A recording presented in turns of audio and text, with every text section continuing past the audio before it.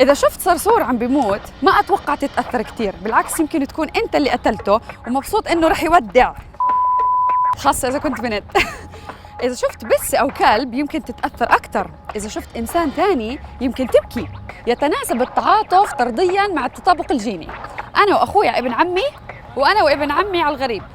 مع إنه إحنا ما بنتعاطف مع كل الكائنات، بس بضل تعاطفك مع سحلية أكتر من تعاطفك مع الحجر.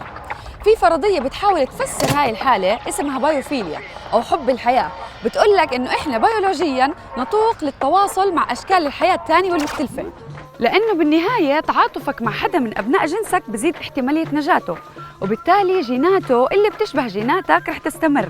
البيوفيليا ممكن تفسر ليش ممكن حدا يغامر بحياته عشان ينقذ حيوان أو إنسان تاني. إحنا لا شعورياً بدنا الحياة تستمر، حتى الزهور بس نشوفها بننبسط لأنه بتذكرنا إنها رح تطلع ثمار، والثمار رح تطعمينا ورح تستمر الحياة. أستاذ علم النفس المعرفي ديفيد ستراير عنده فرضية إنه الطبيعة بتغير الدماغ.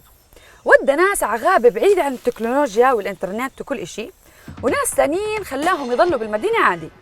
ستراير قال إنه رح نلاقي انخفاض بنسبة إشارات الثيتا اللي مسؤولة عن التركيز والتفكير التخيلي، وبالتالي راحة بالقشرة الأمامية واللي بيقول إنها دايماً شغالة فدايماً تعبانة. تخطيط موجات ال EEG بيّن إنه عن جد في انخفاض بإشارات الثيتا عند الناس اللي ضلوا بالطبيعة. وجودهم بالطبيعة ريح قشرتهم الأمامية. في حالة أكيد كلنا بنعرفها اسمها موربيد رومينيشن أو التأمل المرضي، وهي لما تسرح بالأفكار وتفكر بكل إشي غلط فيك وبحياتك. سلبية تايم. هاي الحالة سببها زيادة بنشاط السبجنيوال بريفرونتال كورتكس أو القشرة الأمامية. طالب بجامعة ستانفورد اسمه غريغوري براتمان جاب متطوعين زي بعض، خلى نصهم يمشي بالطبيعة ساعة والنص الثاني يمشي بالمدينة. النتيجة كانت إنه في انخفاض ملحوظ بنشاط القشرة الأمامية، وبالتالي بحالة التأمل المرضي عند الناس اللي مشوا بالطبيعة مقارنة بالناس اللي ضلوا بالمدينة. الناس اللي مشوا بالطبيعة صارت تجيهم أفكار إيجابية عن حالهم وحياتهم أكثر من الأفكار السلبية. هل هذا بيعني إنه هاي الاختبارات بتأكد إنه الطبيعة جد بتغير الدماغ؟ لا، مع إنه أغلبنا بحس إنه مش محتاج العلم يحكي له إنه الطبيعة منيحة. أي حدا بقضي وقت بالطبيعة لحاله بيعرف إنها منيحة. من ال 98 لل 2008 زادت نسبة استخدام مضادات الاكتئاب 400%. في أكثر من 300 مليون شخص اليوم عندهم اكتئاب، هدول بس المشخصين. معقول إحنا صرنا أتعس لأنه طلعنا من الطبيعة؟ طبعاً لا.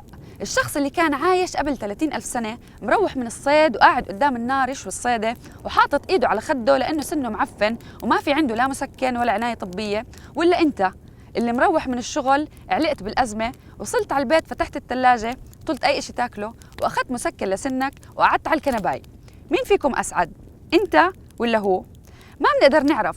إحنا حياتنا اليوم مختلفة كتير عن حياة أجدادنا، بس في شغلة ما لازم ننساها. هذا التطور التكنولوجي والصناعي والمعرفي الكبير خلانا بعد ما كنا عايشين بالطبيعة مئات آلاف السنين فجأة نطلع منها. يمكن هذا أثر علينا. إحنا هلأ بيوتنا صارت صناديق وضواونا الصناعية وأكلنا معلب. يمكن إحنا بنحب الطبيعة لأنه بنحن للمكان اللي انوجد فيه دماغنا وتعرف على حاله وعاش فيه أغلب فترة وجوده.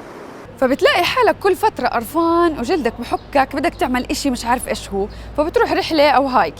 يمكن إشي منيح بنقدر نعمله بما إنه حب الطبيعة بنقح علينا مش بإرادتنا، إنه نعمل توازن بين حياتنا بالمدينة والطبيعة.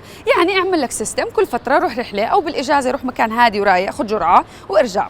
الناس اللي بتعمل هيك بتقول إنه هذا السيستم حسن من صحتهم النفسية. سلام.